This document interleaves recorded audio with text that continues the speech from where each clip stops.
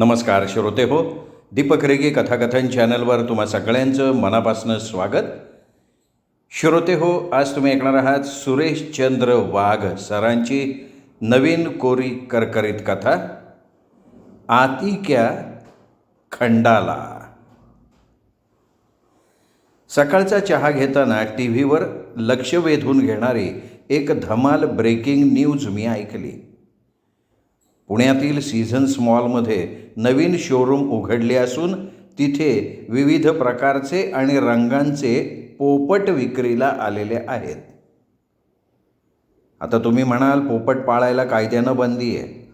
अगदी बरोबर आहे, पण बातमी अशी होती की हे पोपट कृत्रिम बुद्धिमत्ता आणि माहिती तंत्रज्ञान यांची चीप बसवलेले जिवंत पक्षी आहेत. त्यांना पिंजरा नको, बंगल्यात झुला बसायला दिला आणि खायला प्यायला दिलं की बास. टी व्हीतली बातम्या सुंदरी म्हणाली, ॲलॉन मस्क यांच्या टेस्ला ऑटोपायलट कारनं जसा भारतीय बाजारात नुकताच प्रवेश केला आहे, त्याच संशोधकांनी या पोपटाची निर्मिती केलेली आहे. सध्या त्यांचं उत्पादन चीनमध्ये होत असून भारतातली पहिली शोरूम पुण्याच्या सीझन्स मॉलमध्ये उघडलेली आहे. टी व्हीवर हे सगळं दाखवलं जात होतं. बुट्टीदार नक्षीनं सजवलेल्या अनेक झुल्यांवर पोपट बसलेले होते. ते नाना प्रकारच्या शिट्ट्या मारत होते. काहींचं चंचू चंचू चालू होतं. काही पोपट माय मराठीतून बोलत होते, तर काहीजण इंग्रजीसहित सर्व भारतीय भाषेत बोलत होते. स्मिता म्हणाली, अय्या, बरेच भारी दिसत आहेत की हे पोपट. चुरूचुरू बोलतायत, शिळ काय मारतायत. कोणती कामं करत असतील होते? मी मोबाईलमध्ये गुगल सर्च घेऊन त्यांची आणखीन माहिती घेतली. अगं, एक तर हे पोपट म्हणजे सगळ्या बंगल्यावर सिक्युरिटी गार्डसारखं लक्ष ठेवतात. म्हणजे CCTV लावायची गरज नाही. दुसरं म्हणजे ते अलेक्साचा रोल करतात. विचारलेल्या प्रश्नांची उत्तरं देतात. घरातली लाईट, फॅन, TV ऑटोमॅटिक हाताळतात. तिसरं असं की नाश्ता आणि जेवण यातल्या कुठल्याही पदार्थाची रेसिपी ते तुम्हाला सांगतात. शिवाय गॅसवरचं दूध उतू जाणं, पोळी करपण्याआधी अलर्ट करणं, अशा कामातसुद्धा भरपूर मदत करतात. अरे वा, माझं होमवर्क करून देईल का हो तो? माझ्याशी बुद्धिबळ खेळणार का तो? बेटा शिरीषने विचारलं. अरे का नाही, अभ्यासातले कुठलेही प्रश्न तो सोडवून देईल. बुद्धिबळात तर तो ग्रँड मास्टर असणार. कधी चेकमेट देईल ते कळणारही नाही तुला. मग मला फेबल फेरीटेल सांगेल का हो तो? सोनाली बेटीनं विचारलं. अगं, भोपळ्यातल्या म्हातारीपासून ते स्नो व्हाईट आणि 7 बुटक्यांच्या गोष्टीपर्यंत सगळं काही सांगेल तो. माहितीचा खजिनाच असणार ना तो. आणि माझी 40शी शोधून देईल का रे तो? म्हणजे रोज रोज हिच्या पाया पडायला नको. आजोबा आजीकडे बघून मोठ्यांदा हसून म्हणाले, अहो, 40शीच नाही तर तुमची सांडलेली 32शी सुद्धा शोधून देईल तो. बरं झालं माझ्या मागे तुमचा ससेमिरा लागणार नाही. पण मला काय मदत करेल तो? आजी म्हणाली. अगं आई, तो तुला वाती वळायला मदत करेल. साधीवात, फुलवात, बेलवात. बाबांना सोवळ्यातलं रोजच्या पूजेचं सामान काढून देताना काय विसरलं ते सुद्धा सांगेल. तुझ्या विणकाम भरतकामात चुकलेले टाके लगेच दाखवून टाकेल. पण काय हो, मला कसली मदत करणार तो? का नुसते पेरू, डाळिंब, मिरचीच खात सुटणार? स्मिताने विचारलं. अगं, ऑफिसला जाताना तुला ऐनवेळी मॅचिंग साडी शोधून देईल. सलवार कमीजचा मॅचिंग दुपट्टा शोधून देईल. मॅचिंग बिंदी ड्रेसिंग टेबलच्या आरशावर चिकटवली आहे का बाथरूममधल्या वॉश बेसिनच्या आरशावर आहे ते सुद्धा तो सांगेल. हेअरस्टाईल करताना पिनासुद्धा खोचून देईल तुला बरं का. मी जोक्सवर जोक्स मारले.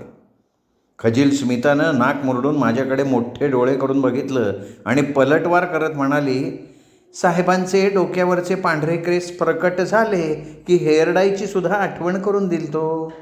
आंघोळीचा टॉवेल साहेब विसरतात त्याची सुद्धा आठवण करून देईल. म्हणजे माझ्या मागे कटकट राहणार नाही बाई. इतक्यात शेजारच्या डिंपल वहिनींचा स्मिताला फोन कॉल आला. स्मिता म्हणाली, अहो हो, डिंपल म्हणते भारीच आहे पोपटाची किंमत. मूळ किंमत, आयात कर, GST, इन्शुरन्स मिळून एकूण रुपये 99,999 आणि वरचा ₹1 देवापुढे. म्हणजे पोपटाला लाखभर रुपये मोजायला लागतील. महागडा आहे की हो पोपट. अगं स्मिता, लाखाच्या आत कुठली तरी लक्झरी वस्तू मिळते का आता? स्मार्टफोनसारखा हा स्मार्ट पोपट आहे. आजकाल बँका पतपेढ्या स्पॉट फायनान्स देतात. उत्पन्नाचा दाखला नको, सोपी कागदपत्र, सुलभ हप्ते, त्वरित मंजुरी. मग काय. अरे बिरबल भाषेची गोष्ट माहिती आहे ना तुला? ती बोलक्या पोपटाची. मेला तर नेमलेल्या सेवकाला फासाला लटकवायचा आदेश असतो. चतुर बिरबल त्याला वाचवतो. पण तुम्ही आणलेल्या पोपटाचा जीव गेला तर काय, लाख रुपये पाण्यात. अहो बाबा, बिरबल बादशाच्या वेळी इन्शुरन्स स्कीम कुठे होती? आता या पोपटाला लाईफ इन्शुरन्स आणि मेडिकल इन्शुरन्स दोन्हीचं कव्हर आहे. ICU, स्पेशल रूम आणि डायटिशियनचे सुद्धा पैसे मिळतील. बघ रे बाबा बघ, आजकाल विमा कंपन्या क्लेम सेटल करताना फसवतात म्हणे रे. अगं आई, केल्याने होतं आहे रे, आधी केलेची पाहिजे. अगं बाजारात कुठलीही नवीन वस्तू आली की ती वापरल्याशिवाय काय कळणार आहे? तुमच्या वेळी फक्त कुकर होता. TV, fridge, washing machine, microwave कुठे होतं तेव्हा? आज बघ, पोळ्या करायचं मशीनसुद्धा आलं आहे बाजारात. खरंच आहे. दळण दळायला पिठाच्या गिरणीत जायचो आपण. आता पिठाची चक्की पण आली घरी. आयतं पीठसुद्धा मिळायला लागलं आहे बाजारात. स्मितानी पॉझिटिव्ह मत दिलं आणि मुलांचा विरोध असायचं कारणच नव्हतं. आम्ही सर्वच जण पोपटांच्या शोरूमवर गेलो. तिथे खरेदीदारांप्रमाणे बघ्यांची सुद्धा गर्दी होती. गर्दीवर नियंत्रणासाठी मोठी सिक्युरिटी लावण्यात आली होती. शोरूम भव्य, अफाट, झगमगीत आणि आलिशान सजावटीनं लक्ष वेधून घेत होतं. शोरूमच्या बाहेर मोठ्या बॅनरवर त्यांची जाहिरात झळकत होती. पावसाळ्यात वाफाळलेला चहा, हिवाळ्यात एक्सप्रेसो हॉट फिल्टर कॉफी आणि उन्हाळ्यात थंडगार उसाचा रस मागणारा, तुमचं राशी भविष्य सांगणारा पहिला AI पोपट इथे मिळेल. त्वरा करा, बुकिंग चालू. शोरूममध्ये आत शिरताच अंगावर रोमांचित करणारे सुगंधित परफ्यूमचे शीतल फवारे उडवून स्वागत केलं जात होतं. सुरुवातीलाच पोपटी रंगाची साडी, लाल ब्लाऊज परिधान केलेली आणि एअर होस्टेसप्रमाणे दिलखुलास हास्य करणारी सुंदर तरुणी येणाऱ्या ग्राहकांचं स्वागत करत होती. आज शिरल्यावर फॉर्म भरून घेत होते आणि ग्राहकाच्या संपूर्ण माहितीची लॅपटॉपमध्ये नोंद केली जात होती. डॉल्बी म्युझिक आणि नक्षीदार वेलबुट्टीच्या नानाविध झुल्यांवरती बसलेल्या हिरव्या, पोपटी, निळ्या, पिवळ्या, केशरी, जांभळ्या, मोरपंखी रंगाच्या पोपटांच्या भन्नाट शिट्ट्यांनी वातावरण भारलेलं होतं. प्रत्येक झुल्याला क्रमांक दिले होते.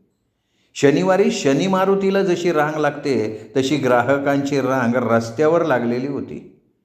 बघ्यांसाठी क्रिकेटच्या मैदानात मोठ्या TV स्क्रीनवर जसा प्रत्यक्ष खेळाचा डिस्प्ले दाखवतात तसा एक स्क्रीनसुद्धा शोरूमच्या बाहेर लावलेला होता. स्क्रीनवरचं लाईव्ह दृश्य बघत असताना आतल्या गमती जमती ऐकायला मिळत होत्या. सुरुवातीला रिसेप्शनिस्टचं काउंटर होतं. त्या जागी एक मोरपंखी रंगाचा पोपट तुमच्या प्रश्नांची उत्तरं द्यायला बसलेला होता. एका सॉफ्टवेअर इंजिनियरने त्याला विचारलं, किती रॅम वापरतो रे तू? त्यावर पोपट म्हणाला, सर मी 64 GB रॅम वापरतो. गरजेप्रमाणे KB, MB, GB, TBचा डेटा साठवणारे सर्व प्रकारचे पोपट इथे उपलब्ध आहेत. पण तू मल्टी थ्रेडिंग करतोस का? करतो. आमच्याकडे एकच काम करणारा आळशी पोपट नाही. दारावर आलेलं ॲमेझॉनचं पार्सल, किसान कनेक्टमधून मागवलेले आंबे, बिग बास्केटचं सामान घेऊन आणणाऱ्या डिलिव्हरी बॉयचं लोकेशन, ओला आणि उबेर यापैकी कोणती कॅब पटकन घ्यायला दारावर येईल याचा अंदाज, या सगळ्यावर मी एकाच वेळी लक्ष ठेवतो. काय भन्नाट सांगत होता तो पोपट. मला बेटा शिरीषनी अर्थातच विचारलं, बाबा अहो हे रॅम आणि मल्टी थ्रेडिंग म्हणजे काय हो? अरे रॅम म्हणजे पोपटाची डेटा साठवण्याची क्षमता आणि एकाच वेळी अनेक कामांवर लक्ष ठेवणं तसंच कामांचा क्रम लावणं याला मल्टी थ्रेडिंग किंवा मल्टीटास्क असं म्हणतात. एक सरकारी अधिकारी म्हणाले, रोज लोकलनी बोरिवलीहून दादरला जाण्यासाठी माझी धावपळ होते, तुझा काय उपयोग मला. साहेब, तुम्ही घरून घाईघाईत निघालात तर फास्ट लोकल किंवा AC लोकल कोणत्या प्लॅटफॉर्मवरनं किती वाजता सुटणार आहे ही सूचना मी तुम्हाला आगाऊ देऊ शकतो. माझ्यात IRCTCचं ॲपसुद्धा डाउनलोड केलेलं आहे. मी रिझर्वेशनसुद्धा करून देतो. एका कवीनी पोपटाला विचारलं, माझ्या कविता तू तपासून देशील का? माझ्या शबनम बॅगमध्ये हजारे कवितांचं भाड आहे, त्याला प्रकाशक मिळत नाही आहे, मी काय करू? कवी मित्रा, अरे मी तर अतिशीघ्र कवी आहे. कुठल्याही विषयावर मी फटाफटा कविता लिहून देतो. पिठाच्या गिरणीत पीठ पडतं तसं माझ्या कंठातून भावगीत, सिनेगीत, नाट्यगीत, शास्त्रीय गीत, भजन, कीर्तन, भारूड बाहेर पडतं. माझा तुला असा सल्ला आहे की तू तुझ्या कविता आत्ता रद्दीच्या भावात विकून टाक. हा नाद सोड सोड. एक वकील तिथे हजर होते. त्यांनी विचारलं, मला कोर्टात गुन्हे साबित करण्यासाठी किंवा आरोपीला गुन्ह्यातून निर्दोष सोडवण्यासाठी नेहमी साक्षीदार लागतो. तू साक्षी देशील का? वकील साहेब, माझ्या AI आचारसंहिता प्रोटोकॉलनुसार मी खोटे डेटा इनपुट स्वीकारू शकत नाही. त्यात बग शिरून माझी सिस्टीम क्रॅश होऊ शकते. लाच देऊन तुम्ही मला माफीचा साक्षीदार करण्यापेक्षा माझ्या ज्ञानाचा उपयोग कायद्याचा असिस्टंट म्हणून करा की. सत्यमेव जयते. वकील मुकाट्यानं तारीख पे तारीख पडणाऱ्या एका अशिलासाठी कोर्टाची तारीख पुढे ढकलायला निघून गेला. यानंतर एक डॉक्टर सर्जन आले. त्यांनी पोपटाला विचारलं, पेशंटचं ऑपरेशन करताना तू मला काय मदत करशील? डॉक्टर, त्यासाठी तुम्हाला 1 TB रॅम क्षमतेचा पोपट मदतीला घ्यायला लागेल. हृदय, किडनी, जठर, मेंदू किंवा त्या सर्जरीच्या वेळी ऑपरेटिंग टेबलवर लागणारी सर्व उपकरणं मांडली आहेत का नाहीत हे तो पोपट तपासून देतो.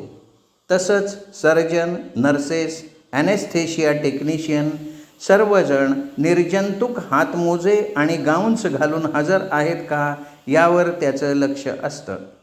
ऑपरेशनच्या रुग्णाची नाडी, रक्तदाब, ऑक्सिजनची पातळी तपासणारे पेशंट मॉनिटर्स आणि इतर सर्व साधनं योग्य पद्धतीनं काम करत आहेत का नाही हे सुद्धा तो पाहत असतो. तुम्ही झुला क्रमांक 101च्या पोपटाला जाऊन भेटा. अरे वा, ग्रेट आहे हे. डॉक्टर तो 1 TB पोपट पाहायला पुढे निघून गेले. पाठोपाठ एक ज्योतिषी गुरुजी आले.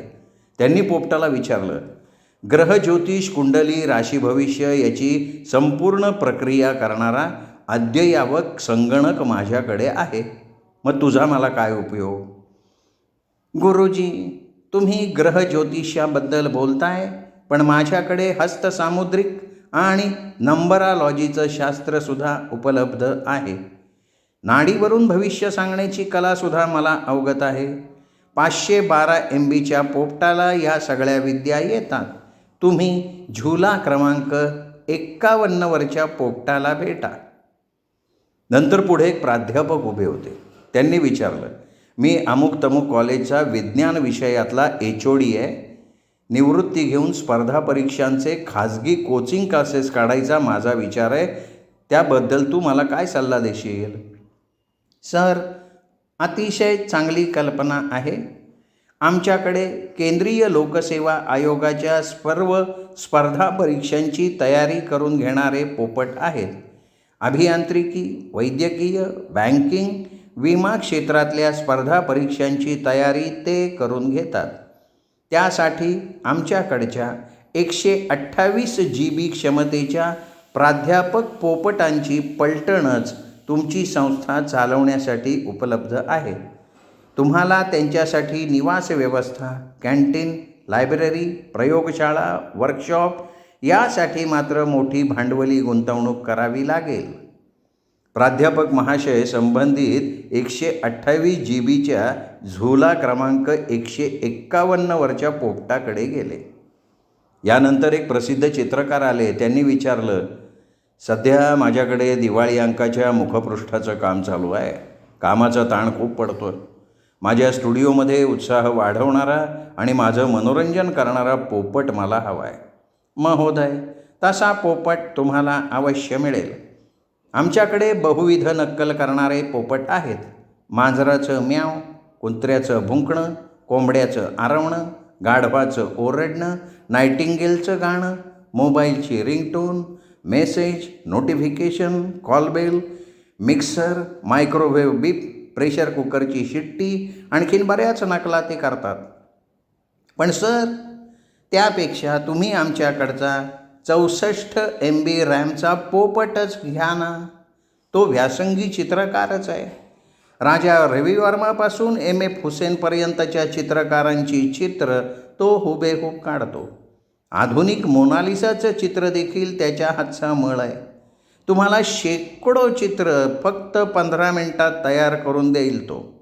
चित्र काढण्यासाठी तुम्हाला तसदी घ्यायला लागणार नाही. अरे बापरे, म्हणजे तुमचा हा पोपट माझ्या पोटावर पाय आणणार का काय?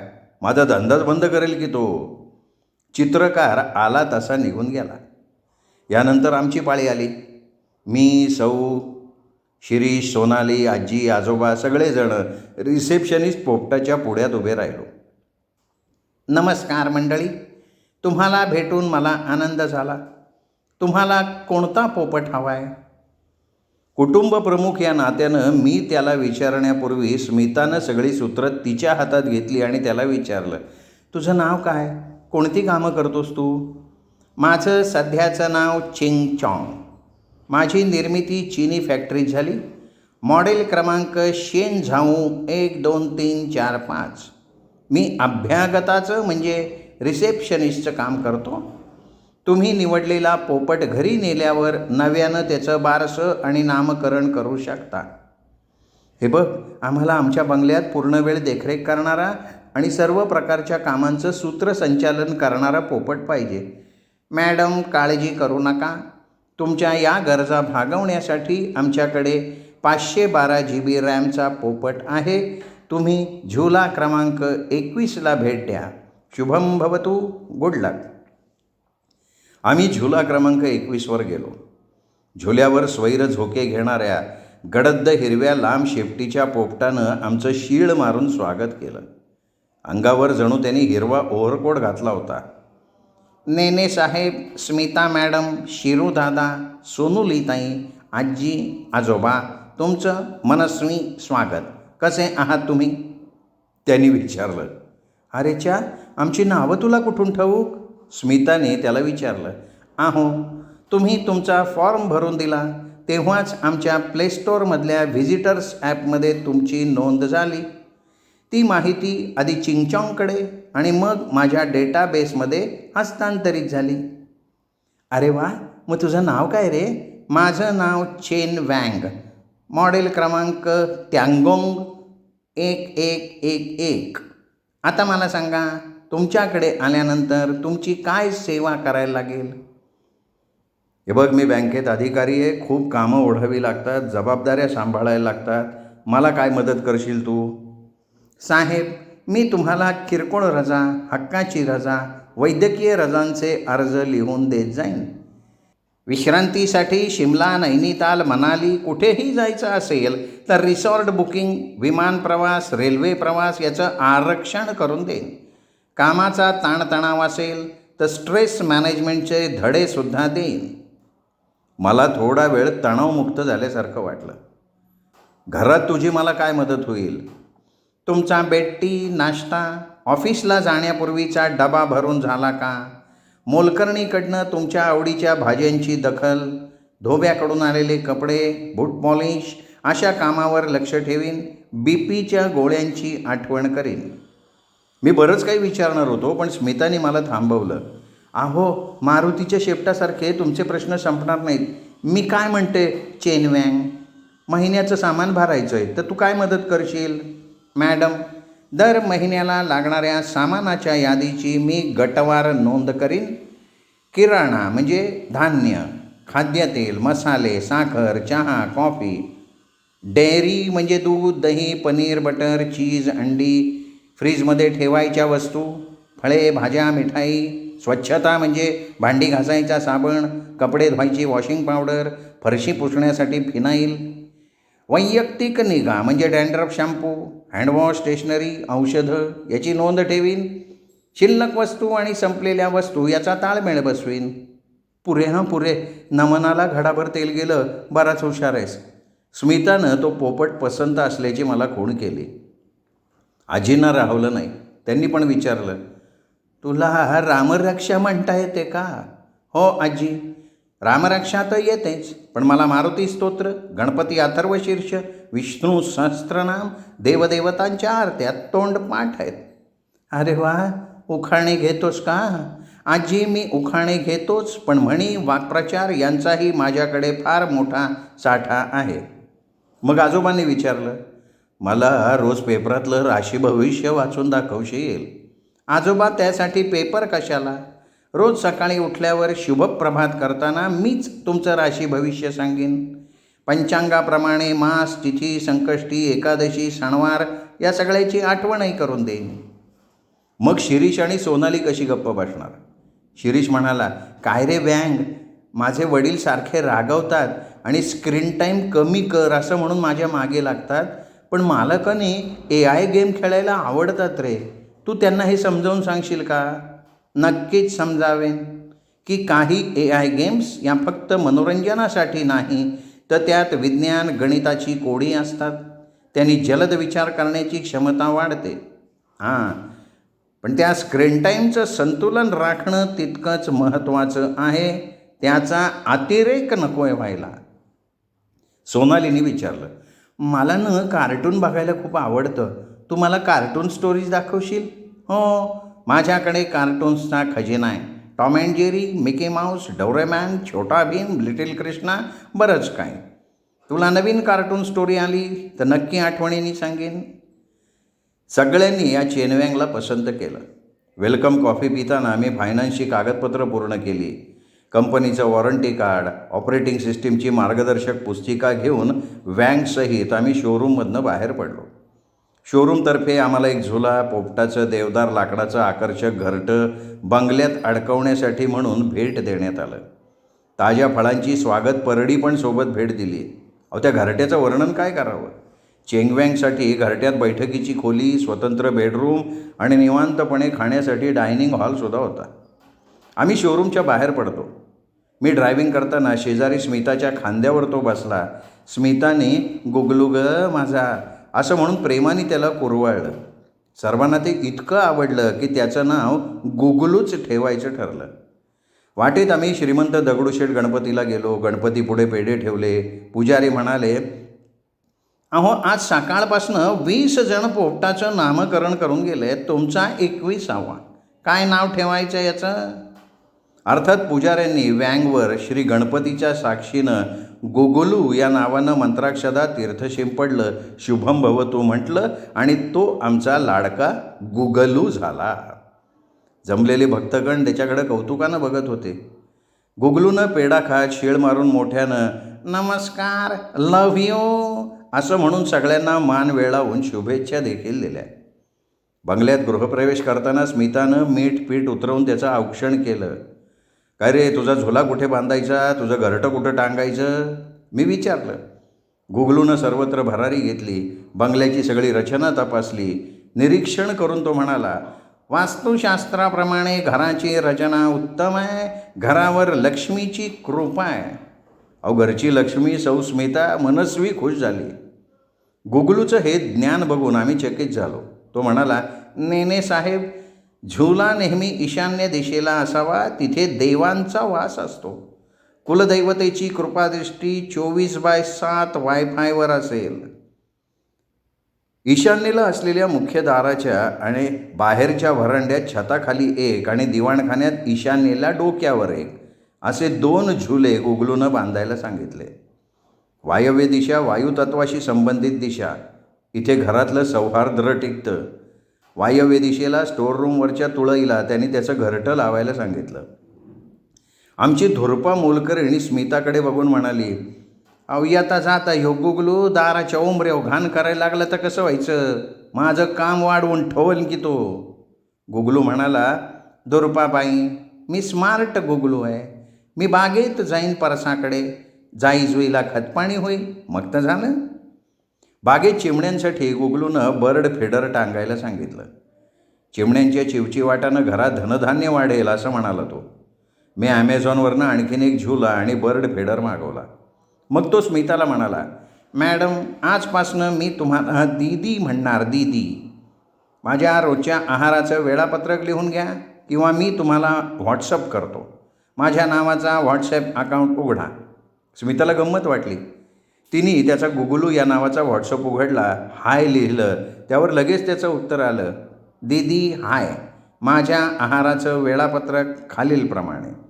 स्मिताने ते मोठ्यांदा वाचलं. दुर्पाबाई कान टावकारून ऐकायला लागल्या. सकाळी 7:30 वाजता ब्रेकफास्ट. ताज्या तुळशीची पानं आणि कोथिंबीर, त्यात थोडी हळद, मध मिसळून त्याची स्मूदी तयार करणे. दुपारी 12 वाजता लंच. स्टीम केलेले हरभरे, कडधान्याची वाफरलेली खिचडी आणि 2 पानं पुदिन्याची चटणी, शेवटी लिंबू पाणी. संध्याकाळी 5 वाजता नाश्ता. भाजलेलं मक्याचं कणीस, वरून चिमूटभर सैंधव मीठ. रात्री 8 वाजता डिनर. थोडा कढी भात, तांदूळाची भाकरी आणि शेवटी एक जांभूळ, ऑफ सीझनला जांभूळ जॅम. अस्मिता चकित झाली. घरातल्या सर्व कुटुंबाच्या नाश्त्याबद्दल काहीही न बोलता त्याने आपल्या नाश्त्याला प्राधान्य दिलं. ती म्हणाली, अरे नाश्त्याला रोज तुळशीची पानं कुठनं आणणार? सकाळी तुझी आवडती हिरवी मिरची नाही का चालणार? दीदी, अनुषापोटी हर्बल स्मूदी खाल्ल्यानं माझ्या मेंदूत बसवलेल्या चिपला बूस्टर मिळतो. आपल्या बागेत तुळशीची रोपं लावूया. तुळस शुभ असते, बहुगुणी असते. तुळशीमुळे शुद्ध हवा मिळते. सुनबाई, अगं मला पण बुधवारी आणि एकादशीला देवघरात विठ्ठलाच्या गळ्यात घालायला तुळशीची माळ होईल. पांडुरंग, पांडुरंग. आजीनी पांडुरंगाचं नाव घेत पाठिंबा दिला. सोनाली बेटी म्हणाली, आमच्या स्मूदीमध्ये पण तुळशीची पानं आणि मध टाकू, आमच्याही स्मरणशक्तीला बूस्टर मिळेल. स्मिताने नाईलाजाने माघार घेतली. अर्थातच मी शेजारच्या नर्सरीमधनं लगेच तुळशीची रोपं मागवून टाकली. स्मिता पुढे म्हणाली, गुगलू, अरे सारे पोपट कच्ची डाळ, कच्चे पेरू खातात. तुला तर स्टीम केलेलं हवं. आणि रोज चटणीला पुदिना कुठून आणणार? दीदी, मी जेव्हा वाफरलेलं खातो तेव्हा माझ्या मेंदूतल्या चिपच्या वायफायची बॅटरी ऑटो रिचार्ज होत असते. इंटरनेट बंद पडलं तरी मी कनेक्ट राहतो. पुदिन्याने डोकेदुखीपासून आराम मिळतो. माझं डोकं शाबूत तर पगडी 50, माझी कामंही 50. खरंच की, इंटरनेट बंद पडलं आता ब्रेकिंग न्यूज थांबते, ऑनलाईन रेसिपी बिघडते, योगात कपालभातीचा भाता थांबतो, लॅपटॉप चूप होतो, वर्क फ्रॉम होम थांबतं, ऑनलाईन गेम थांबतात, सगळी कामं ठप्प होतात.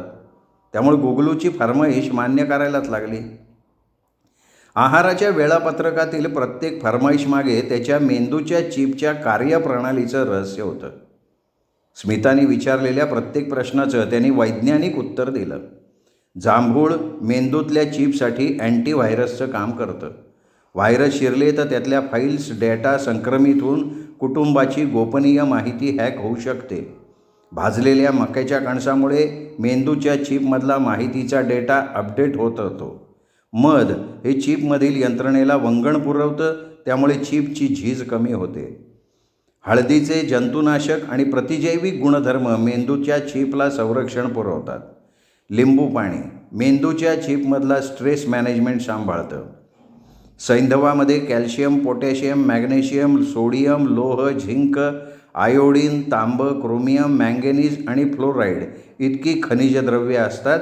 ही द्रव्य चिपमधल्या सर्व्हरचं काम करतात. सर्व्हर डाऊन झाला तर चिपचं सगळं कार्य ठप्प होतं. तांदळाच्या भाकरीतल्या घटकद्रव्यांमुळे मेंदूच्या चिपमधलं प्ले स्टोअर सक्रिय राहतं. कढी भातामुळे चिपमधल्या माहितीचा पेटारा असलेला गुगल क्रोम तसंच ChatGPTकडून तुमच्या प्रश्नांची उत्तरं देणं, मजकूर लिहून देणं, भाषांतर करणं अशी सगळी कामं सुरळीत चालू राहतात. गुगलच्या फरमाईशची यादी वाचून स्मिताला डोकेदुखी होती का काय असं वाटायला लागलं. त्याचं स्मूदी पुराण, खिचडी पुराण, चटणी पुराण, कढी पुराण, जांभूळ पुराण ऐकून स्मिताचे कान विटले. ती म्हणाली, पेरू, चिक्कू, केळी, आंबा, मिरची, बोरं, डाळिंब, ऊस याबद्दल एक शब्द नाही काढला तू. हे वर्ज्य आहे काय तुला? दीदी, तो तर माझा अविभाज्य आहार आहे. त्याला वेळ काळ नाही. भूक लागली की खा पेरू, खा चिक्कू. अन्न हे परब्रह्म. आणि मग पाणी कसलं पितोस? बिस्लेरी ब्रँड लागतो का काय तुला? स्मितानी खोचकपणे विचारलं. दीदी बरोबर. मनुष्य मात्रानं पृथ्वीवरचं पर्यावरण संतुलन पूर्णपणे बिघडवलं आहे. प्लॅस्टिकच्या कचऱ्यानं धुमाकूळ घातला आहे. मलासुद्धा शुद्ध निर्जंतुक पाणी लागतं. धुरपाबाई तोंड वेडंवाकडं करून म्हणाली, अरे घरात आधीच प्रत्येकाची फरमाईश वेगळी, त्यात या गुगलूची भर. रोज रोज त्याची मिजाज करायला मला नाही जमणार. स्मितानी त्याला परखड शब्दात आठवण करून देत म्हटलं, आणि काय रे, आमच्या आहाराच्या वेळापत्रकाचं काय? तुझे चोचले पुरे करू, पण आता तुलासुद्धा कामाला लागायला पाहिजे. दीदी, तुमच्या आहाराचं शेड्यूल करायचं तर मला तुमचं सध्याचं खाणं पिणं आवडी निवडी या सगळ्याचा अभ्यास करायला हवा. पुढचे 15 दिवस मी तुमच्या सवयी, वागणं, तुमचे स्वभाव याचं संपूर्ण निरीक्षण आणि सर्व्हे करणार आहे. तुमच्या सुखी कुटुंबाचा आराखडाच मला तयार करायचा आहे. तोंड दाबून बुक्क्याचा मार अशी आमची अवस्था झाली. भटाला दिली ओसरी आणि भट हातपाय पसरी. तो दिवस गुगलूनं शोरूमनं दिलेल्या परडीतली फळं खाण्यात घालवला. दुसऱ्या दिवशी गुरुवारी गुगलूनं प्रत्येकाला शुभ सकाळ केलं आणि यूट्यूबवर पराडकरांचं दत्ता दिगंबरा याहो आणि जयंत भिडेचं नादा तुनिया नाद निर्मितो श्रीराम जयराम जय जय राम ही धून लावली. वातावरण कसं भक्तिरसानं ओथंबून गेलं. आजी आजोबांना ब्रह्मानंदी लागली. प्रत्येकाची जन्मतारीख विचारून त्यांनी आमचं राशी भविष्य सांगितलं. सगळेजण चहा प्यायला बसलेले असताना गुगलू हॉलमधल्या झुल्यावर स्वैर झोके घेत म्हणाला, दीदी, ज्योतिषशास्त्रानुसार आज गुरुपुष्यामृत योग आहे. गुरुग्रह हा धन समृद्धी ज्ञान आणि भाग्याचा कारक मानला जातो. आज गुंजभर का होईना सोनं खरेदी करा. हे आम्हाला काही नवीन नव्हतं, पण तो पुढे म्हणाला, नेने साहेब, आज स्मिता दिदींसाठी सुवर्ण वेढणी घ्या, घरची लक्ष्मी प्रसन्न होईल. मग काय स्मिता भलतीच खुश झाली, जणू पडत्या फळाची आज्ञा. ती म्हणाली, अरे वा गुगलू, मनकावडायस की अगदी. आणि हो नेने साहेब, तुमच्या घरातला नवा कुटुंब सदस्य म्हणून घरातल्या माझ्या आगमनाच्या खुशीप्रित्यर्थ माझ्या पायात घालायला सुद्धा सुवर्ण कडी आणा. सुख सौख्य धनधान्य समृद्धी आरोग्य याचा वरदहस्त राहील. मी आणि स्मिता हे ऐकून मात्र अवाक झालो. गुगलूच्या नव्या नव्या मागण्यांनी आम्हाला घाम फुटला. एका पाठोपाठ एक गुगल्याच टाकत होता तो. आता त्याची ही मागणी श्रद्धापूर्वक पूर्ण करणं हे कुटुंबाच्या कल्याणासाठी क्रमप्राप्त झालं. त्याच दिवशी सोन्याची कढीसुद्धा खरेदी केली. तेव्हापासून तो व्हरांड्याबाहेर ऐटीत बसून येणाऱ्या जाणाऱ्या प्रत्येक व्यक्तीचं कड्याकडे लक्ष वेधायचा आणि दिवाणखान्यातल्या झुल्यावर बसून घरात आलेल्या पै पाहुणे मंडळींना दाखवत सुटायचा. त्याच्या पायातल्या सुवर्ण कड्या बघून सगळे तोंडात बोट घालायचे. सकाळी सकाळी आजोबा आजी बंगल्याभोवती फिरत असताना कुंपणावर बसून तो जोरदार शीळ मारायचा. मिठू मिठू करताना त्यांना भीमसेन जोशीची भजनं, लता दिदीची भावगीतं ऐकवायचा. पुढे श्रावणात व्रत, वैकल्य, उपासना, पूजा याची त्यांनी यथासांग माहिती दिली. नागपंचमी, नारळी पौर्णिमा, रक्षाबंधन, जन्माष्टमीला त्यांनी कथा सांगितल्या. तो शेवटचा श्रावणी सोमवार होता. भगवान विष्णू आणि माता लक्ष्मी यांची कृपादृष्टी राहावी म्हणून गुगलूने सत्यनारायणाची पूजा घालायची सूचना केली. आम्ही या सगळ्यात इतके गुरफटलो की खर्चामागे खर्च वाढत राहिले होते. आमच्या सोसायटीत बऱ्याच जणांनी AI पोपट आणले होते. त्यामुळे आजकाल या पोपटांच्या सामुदायिक शिट्ट्यासुद्धा ऐकायला यायच्या. विशेषतः संध्याकाळी ना त्यांची जुगलबंदी चालायची. अनेकदा ही पोपट मंडळी आपापल्या बंगल्याच्या कुंपणावर बसून फिल्मी गीतं गायची. डिंपल वहिनींनी पोपटीण आणल्याचं स्मिताला सांगितलं. तिचं नाव त्यांनी प्रिया ठेवलं होतं. शेजारच्याच बंगल्यात असल्यानं पोपटिणीची शीळ आमच्या परिचयाची झाली होती. त्यांच्या बाल्कनीतल्या खिडकीत आम्ही तिला नेहमी बघायचो. एकदा स्मिताने श्याम ढले खिडकी तले तुम सिटी बजाना छोड दो हे अलबेलातलं गाणं ऐकलं. अहो काय छान गात होती प्रिया. तिला खूप कौतुक वाटलं. तोच तिने घडी घडी खिडकी में खडी तुम तीर चलाना छोड दो हे प्रत्युत्तर ऐकलं. उत्सुकतेनं ती वरांड्यात आली. बघते तो गुगलू कुंपणावर बसला होता आणि दोघेजण मिळून युगलगीत गात होते. हे बघून स्मिताला धक्का बसला. युगलगीताच्या पुढच्या ओळी पण तिने ऐकला. प्रिया पोपटीण रोज रोज तुम मेरी गली में चक्कर क्यों हो काटते आणि गुगलू सच्ची सच्ची बात कहूँ मैं अजी तुम्हारे वास्ते. अच्छा, एकूण प्रकरण इथवर गेलं होतं. तर स्मितानं हे माझ्या कानावर घातलं. डिम्पलला फोन करून तिच्याही लक्षात आणून दिलं. गुगलला इथून पुढे व्हरांड्याच्या बाहेर न जाण्याची ताकीद दिली गेली. भाद्रपदात गणेश चतुर्थीला गुगलूनं मनापासून भाग घेतला. अथर्व शीर्ष म्हणून गणपतीची प्राणप्रतिष्ठा त्यांनी केली. सकाळ संध्याकाळ आरत्या म्हटल्या. रोज वेगवेगळे मोदक आणि प्रसाद खाताना त्याची चंगळच झाली. आमचा गणपती 5 दिवसाचा. डिम्पल वहिनींकडे ज्येष्ठा नक्षत्रावर गौरीचं आगमन झालं. आमचा गणपती त्यांच्या गौरी एकत्र विसर्जन झालं. विसर्जन कार्यक्रमाला गुगलू आणि प्रिया दोघंही नाचले. दुसऱ्या दिवशी रविवारी सकाळी आम्ही निवांत उठलो. तेवढ्या डिम्पल वहिनींचा फोन आला. अहो प्रिया कुठे दिसत नाही. आम्ही बंगल्यात शोध घेतला तर गुगलूचा सुद्धा पत्ता नाही. गुगलू आणि प्रिया दोघं गायब झाले होते. मला मंगेश पाडगावकरांच्या ओळी आठवल्या. प्रेम म्हणजे प्रेम असतं, तुमचं आमचं सेम असतं. आम्ही पोलिसात कंप्लेंट दिली. गुगलू आणि प्रिया यांच्या चिपमध्ये GPS सिस्टीम होती. दोघांचं लोकेशन सर्च केलं तेव्हा ते खंडाळ्याच्या घाटात होते. त्यांच्या गाण्याचा आवाज ऐकायला येत होता. ए क्या बोलती तू आती क्या खंडाला, घुमेंगे फिरेंगे नाचेंगे गाएंगे ऐश करेंगे. आम्ही चीनी कंपनीला फोन लावला. त्यांनी सांगितलं सर त्यांचा शोध घेणं म्हणजे गवताच्या गंजीत सुई शोधणं. त्याची वॉरंटी आम्ही देत नाही. तुम्ही इन्शुरन्स कंपनीकडे क्लेम करा. इन्शुरन्स कंपनीनं क्लेम नाकारला. आम्हाला स्पष्ट कळवलं की आम्ही त्यांचं लाईफ आणि मेडिकल इन्शुरन्स केलं आहे, प्रेमाचं इन्शुरन्स केलेलं नाही. जाताना मात्र गुगलूनं एक केलं होतं मंडळी. आपल्या पायातल्या दोन्ही सोन्याच्या कड्या घरट्यात सुरक्षित काढून ठेवलेल्या होत्या. श्रोते हो, तुम्ही ऐकत होता सुरेशचंद्र वाघ लिखित कथा आती क्या खंडाला. कथा कशी वाटली कमेंट करून जरूर कळवा. कथेचा व्हिडिओ लाईक करा, हाईप करा, आपल्या कथाप्रेमी मित्रपरिवारात नातेवाईकात शेअर करा आणि मुख्य म्हणजे भेटत राहा अशाच उत्तम कथा कादंबरी ऐकण्यासाठी दीपक रेगे कथाकथन चॅनलवर. नमस्कार.